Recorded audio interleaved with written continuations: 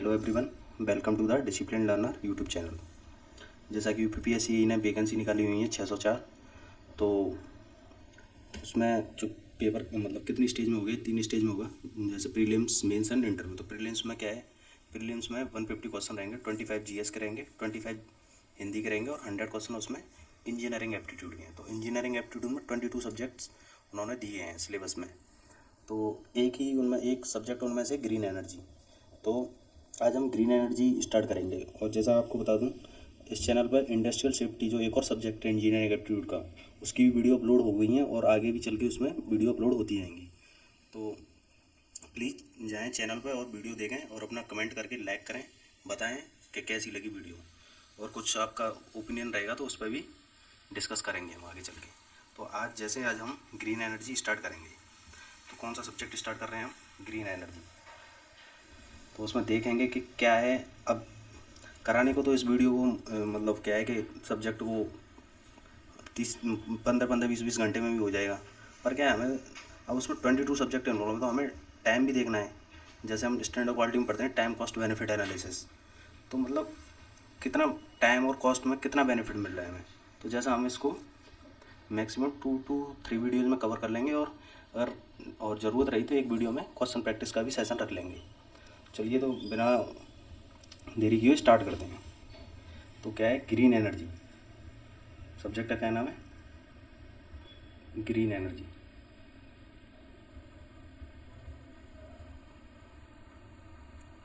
कुछ नोट्स इसमें प्रिंट है और कुछ मैं लिखता जाऊंगा साथ ही साथ। तो जैसा आपको कंफर्टेबल लगे ऐसा नोट्स कर लेना। और यहाँ इसकी पीडीएफ मैं टेलीग्राम चैनल पर शेयर कर दूंगा, तो वहाँ से इस पीडीएफ डाउनलोड कर लेना। तो उसमें क्या देखेंगे कि ग्रीन एनर्जी होती क्या है। मतलब क्या है कि ग्रीन एनर्जी होती क्या है, व्हाट इज़ ग्रीन एनर्जी।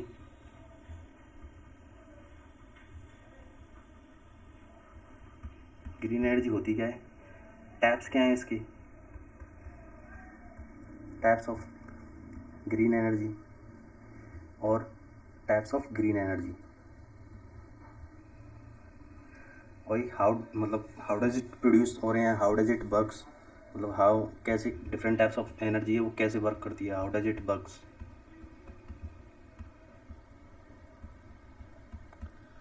तो ऐसे करके इसके 3-4 पार्ट हैं। और मतलब कुछ क्वेश्चन देख लेंगे जो प्रीवियस एग्जामिनेशन में पूछे गए हैं जो ग्रीन एनर्जी पे बेस्ड हैं।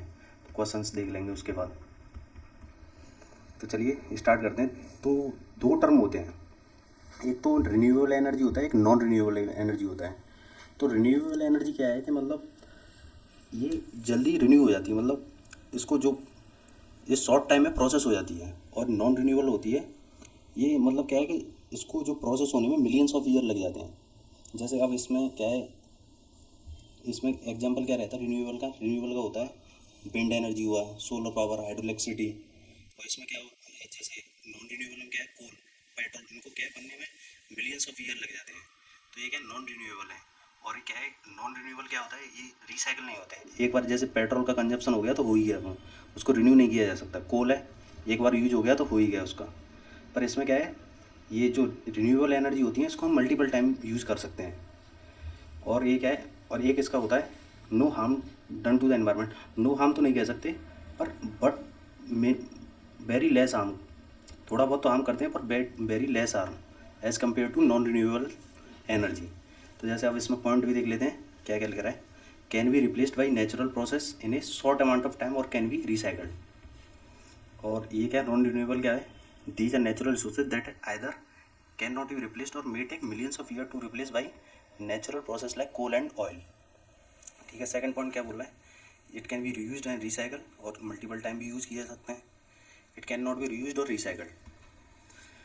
तो थर्ड क्या कह रहा है, सम ऑफ द एग्जांपल आर, जैसे विंड हुआ, सोलर एनर्जी, हाइड्रो इलेक्ट्रिसिटी, और जो बायोमास से एनर्जी जो मतलब बनती है बायोमास एनर्जी, जियोथर्मल एनर्जी। तो इनके क्या है, इनके ये एग्जांपल हैं। इसमें क्या है, पेट्रोल, कोल, नेचुरल गैस, फॉसिल फ्यूल्स, ये इसके एग्जांपल हैं। और नॉन रिन्यूएबल क्या है, ये ज़्यादा हार्म करती है, use harm done to the environment because of the harmful emissions. तो ये रिन्यूएबल एनर्जी होती है, इन्हीं को बोलते हैं ग्रीन एनर्जी। इन्हीं को क्या बोलते हैं, इन्हीं को बोलते हैं ग्रीन एनर्जी। अब ग्रीन एनर्जी क्यों कह रहे हैं, क्योंकि ये बहुत ज़्यादा लेस इम्पैक्ट रख रही हैं, जो लेस इम्पैक्ट ऑन इन्वायरमेंट, तो इसलिए ये मतलब फेवरेबल टू द इकोलॉजिकल, तो इसलिए हम इसको ग्रीन एनर्जी मतलब बोल रहे हैं, ज़्यादा हार्म नहीं रख रही as compare to non renewable energy, तो इसी को क्या बोलते हैं, ग्रीन एनर्जी। तो अब देखा होता है ग्रीन एनर्जी, डेफिनेशन क्या है, green energy refers to energy derived from renewable non polluting sources that have minimal impact on the environment. It includes solar, wind, hydraulic, geothermal and biomass energy, जैसा मैंने अभी बताया। तो इसको ये रिन्यूएबल एनर्जी सोर्सेस उससे ड्राइव की जाती है ग्रीन एनर्जी। तो इम्पोर्टेंस ऑफ ग्रीन एनर्जी क्या है कि एनवायरमेंटल प्रोटेक्शन, ये क्या है, ग्रीन हाउस गैसेस, जो ग्रीन हाउस गैसेस क्या है, रिड्यूस कर देती हैं, reduce green gases and mitigates the climate change.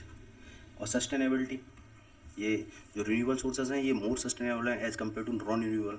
Sustainability का मतलब क्या है कि मतलब हम आज के टाइम में जो ऐसे रिसोर्सेज यूज कर रहे हैं जिसका फ्यूचर पॉपुलेशन पर कोई ज़्यादा इम्पैक्ट नहीं रहेगा, तो ये सस्टेनेबल है, मतलब लॉन्ग टर्म में ये बेनिफिशियल है, जो ग्रीन एनर्जी है।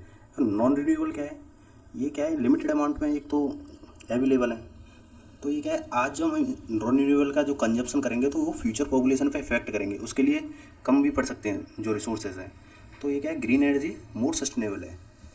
एनर्जी सिक्योरिटी, एनर्जी सिक्योरिटी के मामले में क्या है, energy security reduces dependence on the foreign oil and fossil fuels. Economic growth, creation of jobs in renewable energy. अब तरह तरह के मॉडर्न टेक्नोलॉजी यूज हो रही है, तो उसमें तो जो जॉब्स अपॉर्चुनिटी भी बढ़ रही हैं, तो ये इनके इम्पोर्टेंस है। एक एनर्जी सिक्योरिटी हो गया, इकोनॉमिक ग्रोथ। अब टाइप्स ऑफ ग्रीन एनर्जी जैसा, तो टाइप्स, अब पहला क्या होता है, सोलर एनर्जी। तो सोलर एनर्जी क्या है, solar energy harnessed from the sun using photovoltaic cells और thermal system.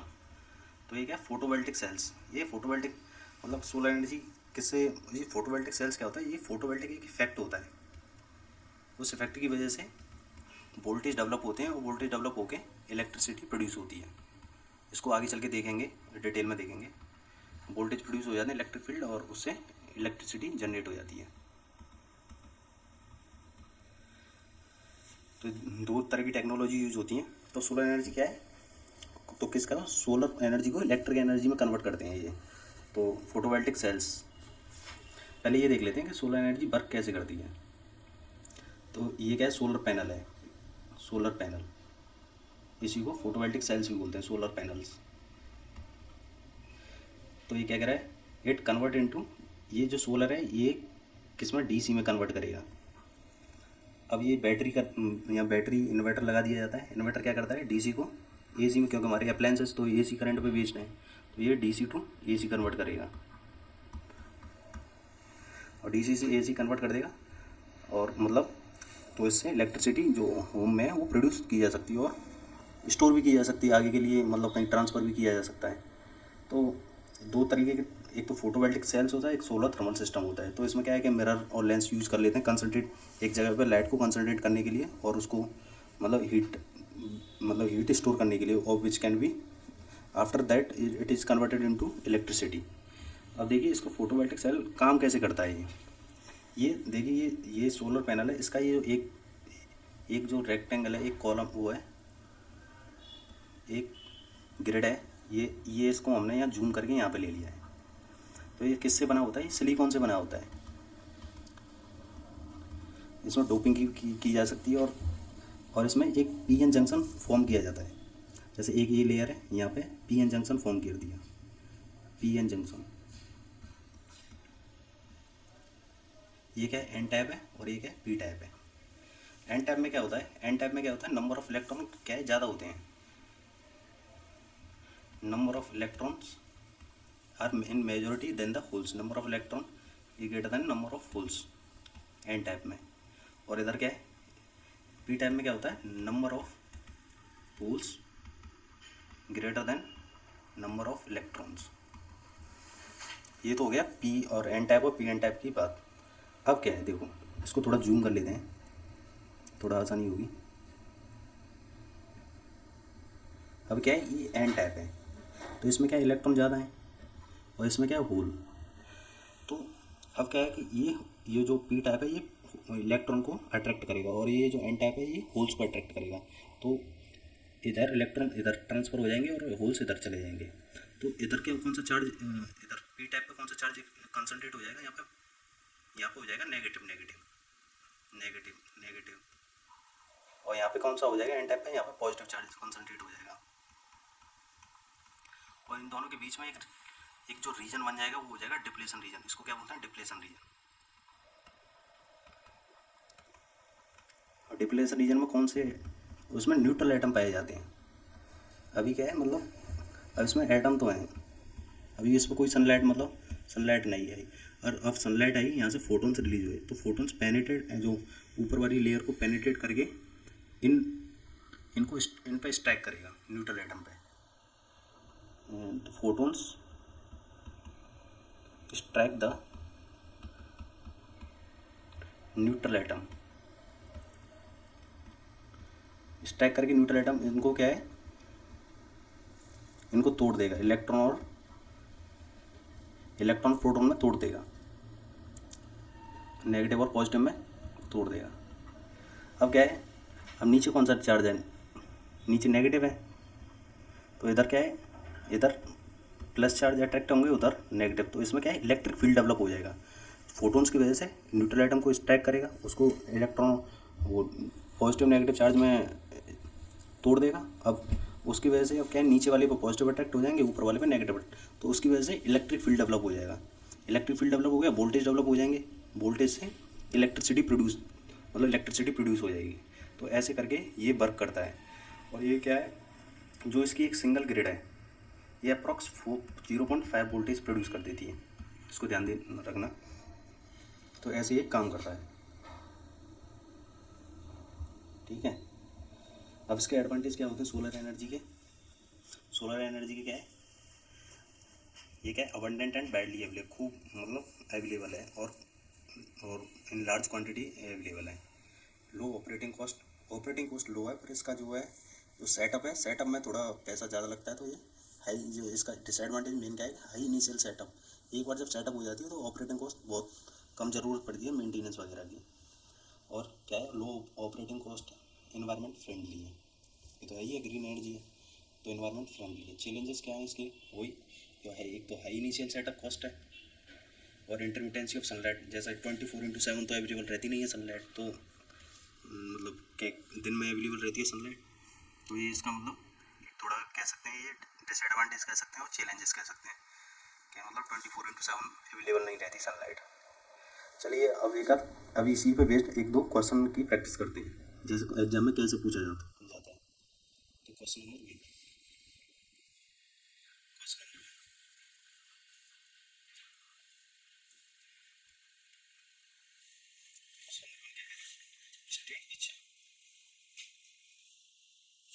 State which of the following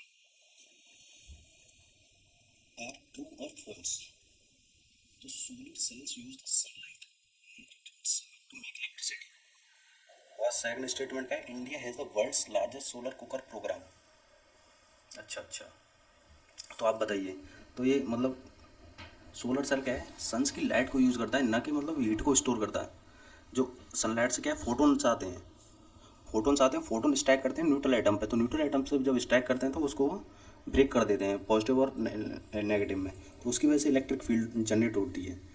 तो क्या है, तो पहला स्टेटमेंट बिल्कुल सही है, solar cells use the sun's light not its heat to make electricity, बिल्कुल सही है। और सेकंड क्या करें, India has a world's largest solar cooker programme, ये आपको पता रहना चाहिए। ये कहाँ पे है, ये तिरुपति टेम्पल में मतलब रखा किया गया है, तिरुपति में। इसमें क्या है कि ये 2 टाइम का खाना बनाता है 15,000 पर्सन का, एक दिन में 15,000 person per day, 2 meals, 2 time का खाना बनाता है। तो India has a world largest solar cooker programme, ये आपको पता रहना चाहिए। तो कौन सा ऑप्शन हो जाएगा इसमें, both the statements are true, ये भी सही है। तो कौन सा हो गया, both the statements are true. Which of the following is commonly used material in solar cell, जैसा अभी बताया, तो कौन सा मटेरियल यूज किया जाता है, उसमें किया जाता है सिलिकॉन। ऑप्शन हो गया 3। Question number 2। Question number 4, the principle of operation of solar cell is, तो कौन सा इफेक्ट होता है उसमें अभी पढ़ा था, फोटोवोल्टिक इफेक्ट होता है। Photovoltaic effect. Single solar cell voltage is about, तो क्या है मतलब सिंगल जो ग्रिड होती है, जो एक सोलर पैनल पे कई ग्रिड होती है छोटी छोटी, तो जो एक ग्रिड होती है वो कितना वोल्टेज, अभी मैंने बताया था कितना होता है, कितना वोल्टेज प्रोड्यूस करती है, 0.5 वोल्टेज प्रोड्यूस करती है। ये क्वेश्चन नंबर 3 है, इसको इग्नोर कर दो। क्वेश्चन नंबर 3 है 4 है, 1 2 3 4 है, sorry. Question number 4। Question number 5, the sun emits, कौन सी रेडिएशन जो सन कौन सी एमिट करता है, ये इंफ्रारेड भी करता है, विजिबल रे भी करता है और small amount of UV ray भी करता है। तो कौन सा ऑप्शन हो गया, ऑल ऑफ द अबव हो गया। ये तीनों तरह की रे रेडिएट करता है सन। तो ऐसे करके ये 3-4 हमने क्वेश्चन देख लिए। अब अगला जो टाइप्स है वो है wind energy. Wind energy is captured through turbines that converts winds kinetic energy into electrical energy, electrical power. तो क्या है मतलब विंड से क्या है मतलब जो काइनेटिक एनर्जी है उसमें टर्बाइन, जैसे अभी हम डायग्राम भी देखेंगे कैसे वर्क करता है, पर मैं एक जनरल आइडिया दे रहा हूँ। विंड काइनेटिक एनर्जी है उसमें, तो टर्बाइंस क्या है, टर्बाइंस को रोटेट करेंगे और टर्बाइंस जो जनरेटर से मतलब टर्बाइंस तो पावर जनरेट करती है, पावर सॉफ्ट पावर जनरेट करेंगे और सॉफ्ट पावर से इलेक्ट्रिसिटी प्रोड्यूस होती है। तो क्या है wind energy captured through turbines that converts winds kinetic energy into the electrical power. तो दो तरह की टेक्नोलॉजी होती है, एक तो हॉरिजॉन्टल एक्सिस विंड टर्बाइन होती है और एक होती है वर्टिकल एक्सिस विंड टर्बाइन।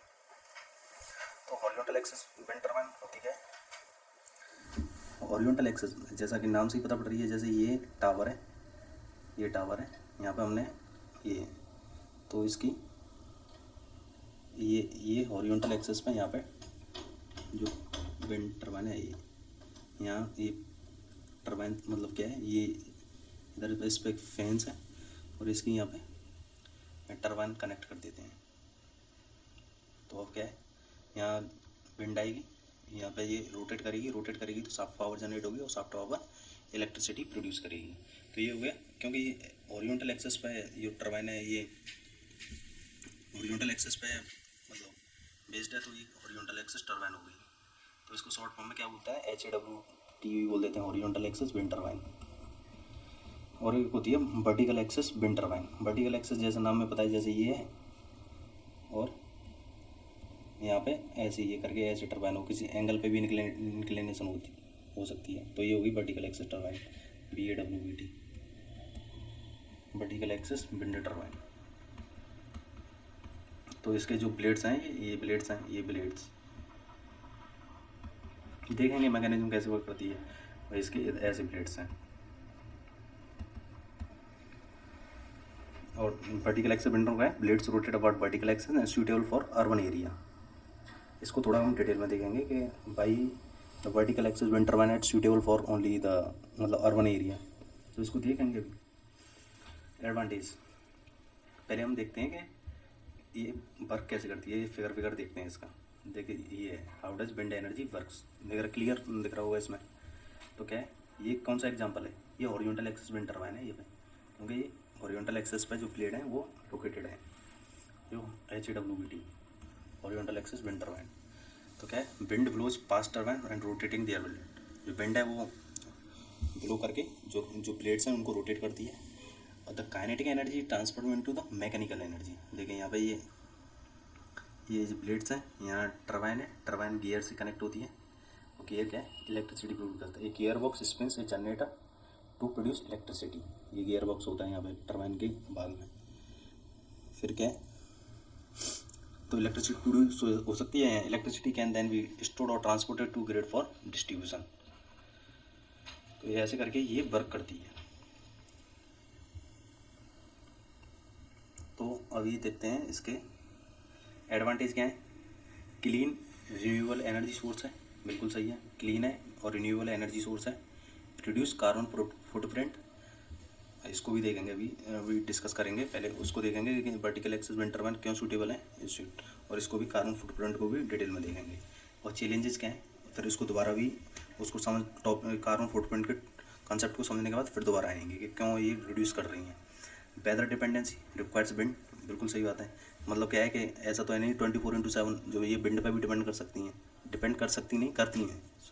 और noise pollution and visual impact, noise भी थोड़ा क्रिएट करती हैं, तो ये इसके चैलेंजेज हैं। तो देखिए ये क्या है कि भाई इसको देखते हैं पहले कि why vertical axis wind turbine is suitable for the urban area. तो पहले हम दोनों का बोल भी देख लेंगे कॉन्सेप्ट, तो अपने आप समझ में आ जाएगा क्यों ही सूटेबल है। Why vertical axis wind turbine, क्या पढ़ रहे हैं, विंड टर्बाइन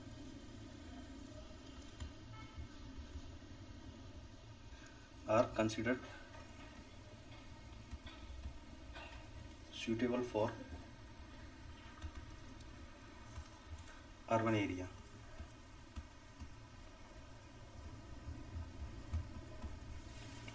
तो ये क्या है, एक पहला वो जो पॉइंट है वो होती है कॉम्पैक्ट डिजाइन। जो वर्टिकल एक्सिस टर्बाइन की होती है डिजाइन होती है वो वेरी कॉम्पैक्ट होती है as compare to horizontal axis wind turbine.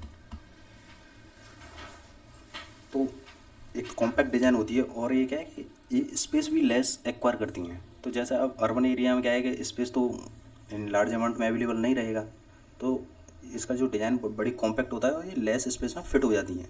तो इसलिए कॉम्पैक्ट डिज़ाइन की वजह से ये अर्बन एरिया में यूज़ की जाती हैं। तो जैसे अगर इसको पॉइंट को लिख लेंगे, their vertical design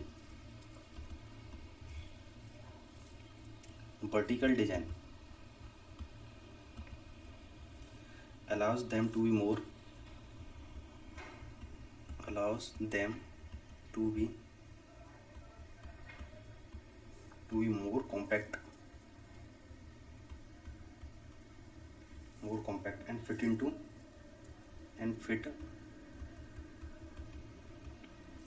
into tight urban spaces। जैसे एग्जांपल क्या हो गया, जैसे रूफ टॉप पे हमने मतलब इंस्टॉल कर दी, वहाँ से ये मतलब बिल्डिंग की रूफ टॉप पे इंस्टॉल कर दी। जैसे एग्जांपल ऑन रूफ टॉप, तो इन मतलब क्या है कि स्पेस की वजह से अर्बन एरिया में यूज़ की जाती हैं क्योंकि स्पेस भी कम एक्वायर करती हैं as compare to horizontal axis wind turbine. एक तो सीधा सा ये है, और जो इनका विंड कैप्चर जो वो है, जो विंड कैप्चर करती हैं, जो विंड कैप्चर मैकेनिज्म है, ये क्या है कि हॉरिजॉन्टल एक्सिस टर्बाइन है जो मतलब एक डायरेक्शन से ही खाली विंड कैप्चर करती है ये, और जो वर्टिकल एक्सिस विंड टर्बाइन है वो मल्टीपल डायरेक्शन से विंड कैप्चर कर सकती हैं, और जो वो ब्लेड्स को रोटेट करती हैं, वो ब्लेड्स काइनेटिक एनर्जी को मैकेनिकल एनर्जी में कन्वर्ट करके उसको इलेक्ट्रिसिटी प्रोड्यूस करती हैं। तो ये उसका ये बहुत बड़ा एडवांटेज है विंड कैप्चर जो वो है। और शहर में क्या है, शहर में कई बिल्डिंग है बड़ी बड़ी, तो इसमें कोई एक डायरेक्शन विंड की फिक्स तो रहती नहीं है। तो जैसे रेजिस्टेंस से मूवमेंट, मतलब रेजिस्टेंस के अकॉर्डिंग कभी जो विंड का मूवमेंट है इधर उधर होता रहता है। तो ये क्या है, टर्बुलेंस जो विंड डायरेक्शन विंड है जो वो टर्बुलेंस प्रोड्यूस कर सकती है, और जो वर्टिकल एक्सिस विंड टर्बाइन है वो टर्बुलेंस को आराम से झेल सकती हैं। तो ये भी इसका सबसे बड़ा एडवांटेज यही है विंड कैप्चर का। तो क्या है, इसको पॉइंट को लिखेंगे, wind capture vertical axis wind turbine can capture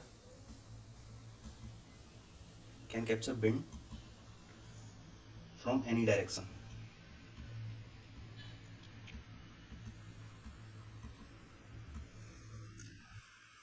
and this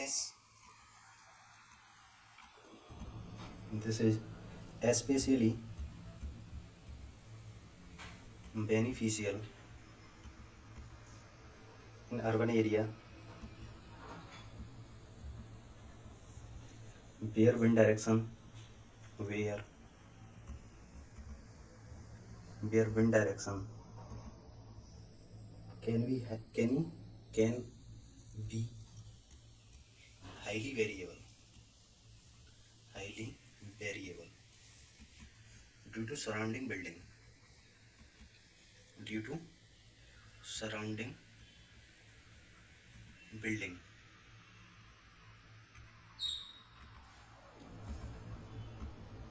So it can operate in turbulent wind condition. It can also operate in turbulent wind condition, and it can also operate in turbulent wind condition.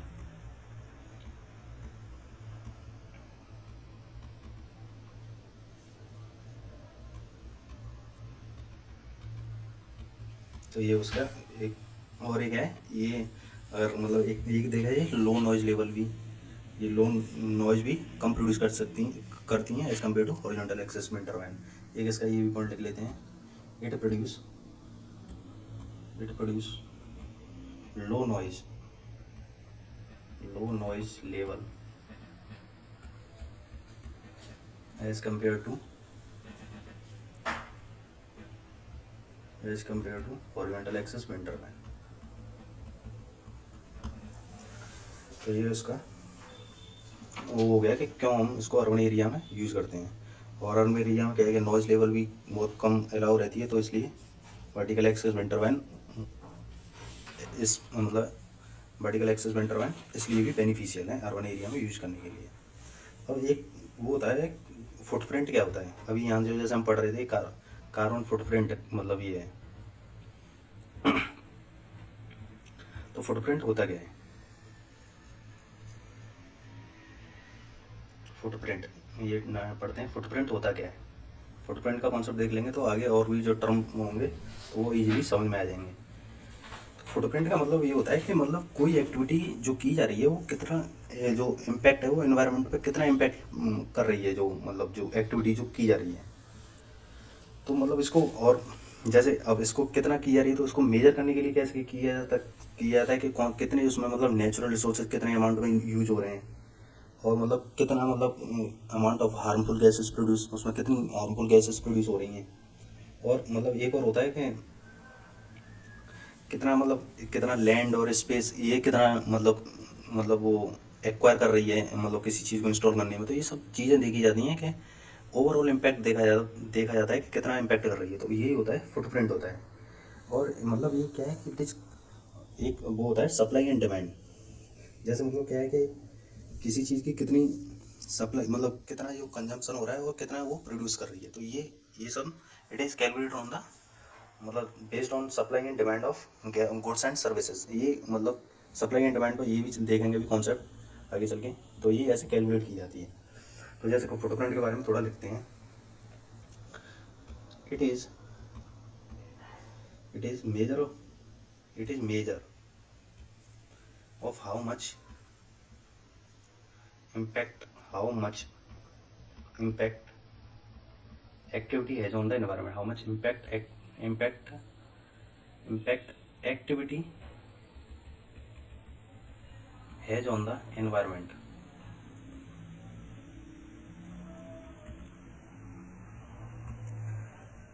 And it measure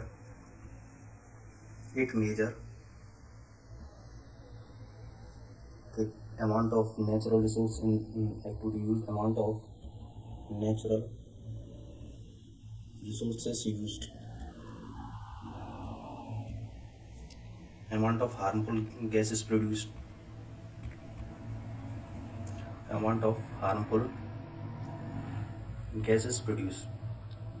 अभी इस concept में मैं एक आपको question पूछूंगा।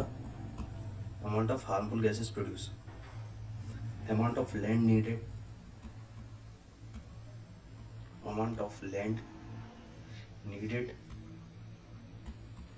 to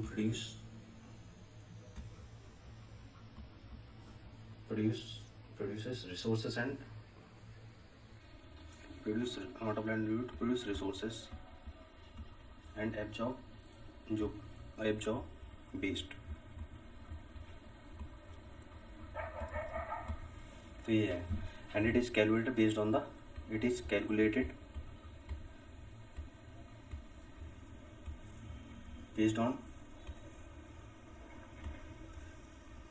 based on supply and demand of goods and services।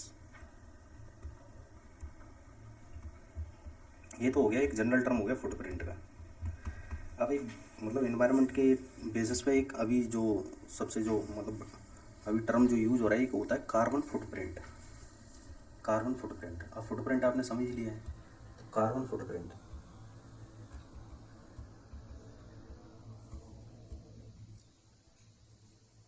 तो carbon footprint मतलब क्या है?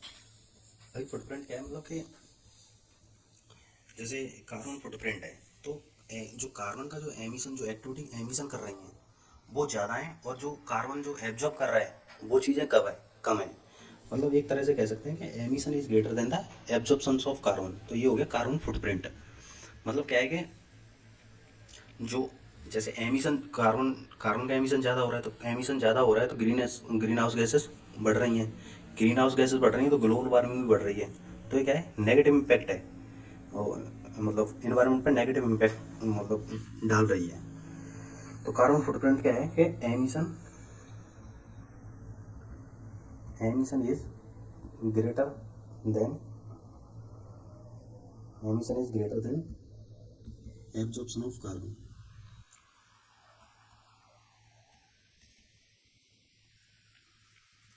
तो अभी हम जैसे हम बोलते हैं कि मतलब वो लगाओ, पेड़ ज़्यादा लगाओ ग्लोबल वार्मिंग को रिड्यूस करने के लिए।